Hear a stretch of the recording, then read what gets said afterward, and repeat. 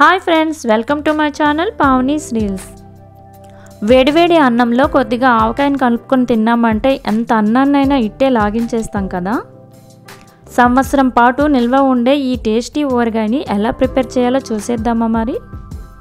ముందుగా మామిడికాయల్ని వాటర్తో క్లీన్ చేసుకొని తడిపోయేంత వరకు ఆరనివ్వాలి. నేను కేజీ మామిడికాయల్ని తీసుకున్నాను. ఈ మామిడికాయ ఆవకాయ సంవత్సరం పాటు నిల్వ ఉండాలంటే తడి అస్సలు లేకుండా చూసుకోవాలి. మనం యాడ్ చేసుకున్న దినుసుల్ని కరెక్ట్ కొలతలతో యాడ్ చేసుకుంటే టేస్టీగా ఉంటుంది, సంవత్సరం పాటు నిల్వ ఉంటుంది.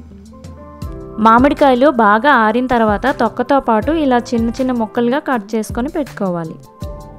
కేజీ మామిడికాయల్ని కట్ చేస్తే 4 కప్పుల ముక్కలు వస్తాయి.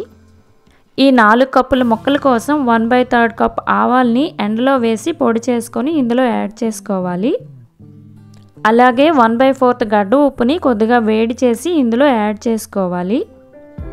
అలాగే 1/4 కప్ కారాన్ని యాడ్ చేయాలి. ఇంట్లో తయారు చేసుకున్నదైతే 1/4 కప్ సరిపోతుంది. అలాగే 3 కప్పుల ఆయిల్ని యాడ్ చేసుకోవాలి. వేరుశనగ నూనె లేదంటే వంట నూనెని కానీ యాడ్ చేయొచ్చు. 3 కప్పుల ఆయిల్ని వేసుకున్న తర్వాత 1/2 కప్ మామిడికాయ తురుముని యాడ్ చేసుకోవాలి. ఈ మామిడికాయ తురుముని యాడ్ చేయడం వల్ల ఆవకాయ ముక్క విడిపోకుండా కొంచెం గ్రేవీగా టేస్టీగా ఉంటుంది. ఈ ఆవకాయ కోసం మీరు మామిడికాయల్ని సెలెక్ట్ చేసుకునేటప్పుడు మరీ లేతగా కాకుండా ఎల్లోయిష్గా కాకుండా టెంక కట్టినవి పచ్చిగా ఉండేటట్లు సెలెక్ట్ చేసుకోవాలి. ఇప్పుడు అందులో 1 టేబుల్ స్పూన్ మెంతుల్ని బాగా వేయించి పొడి చేసుకొని యాడ్ చేసుకోవాలి.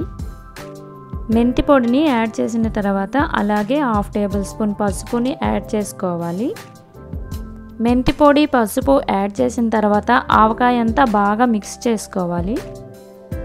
ఆవకాయని బాగా మిక్స్ చేసిన తర్వాత 1/2 టేబుల్ స్పూన్ ఇంగువని మధ్యలో వేసి మొత్తం మిక్స్ చేయకుండా జాగ్రత్తగా అలా కప్పి ఉంచేయాలి. ఇంగువని ఇలా వేసి కప్పి ఉంచి ఒక పూట ఉంచితే సరిపోతుంది. అంతేనండి, టేస్టీ ఆవకాయ రెడీ అయిపోయింది. చూసారుగా, సంవత్సరం పాటు నిల్వ ఉండే పచ్చడిని పక్కా కొలతలతో ఈజీగా ప్రిపేర్ చేసుకున్నాం కదా.